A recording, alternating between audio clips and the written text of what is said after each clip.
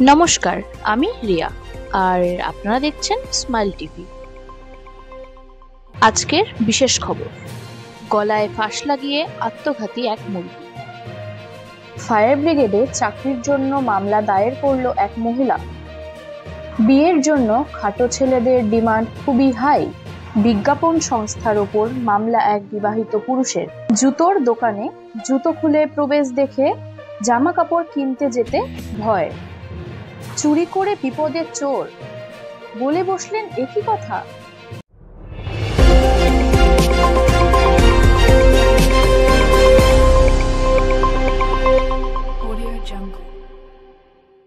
ডিম আগে না মুরগি আগে, উত্তর দিতে না পারায় গলায় ফাঁস লাগিয়ে আত্মঘাতী এক মুরগি।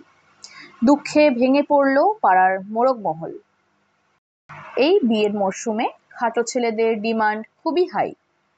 এক মেয়ে তার পরিবারের লোকেদের জানিয়ে দিয়েছে খাটো ছেলে ছাড়া বিয়ে করবে না। আমাদের সংবাদ মাধ্যমে তার কারণ হিসাবে তিনি জানিয়েছেন, বিপদ যত ছোট হবে ততই ভালো। মেয়েদের ফায়ার ব্রিগেডে চাকরি হয় না বলে আদালতে মামলা করল একদল মহিলা। উচ্চ আদালতে জানিয়ে দিল, মহিলারা শুধু আগুন লাগাতে পারে, নেভাতে পারে না। হাসি মুখে কাপড় কাচা ও বাসন মাজার বিজ্ঞাপন বানানোর জন্য বিজ্ঞাপন সংস্থার ওপর মামলা করল এক বিবাহিত পুরুষ।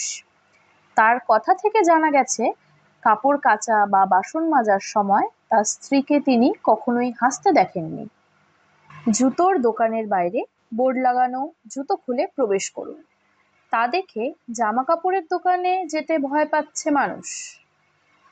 চুরি করে বিপদে চোর, পুলিশের কাছে চুরির ঘটনা জানিয়ে দিল চোরের স্ত্রী এবং মেয়ে।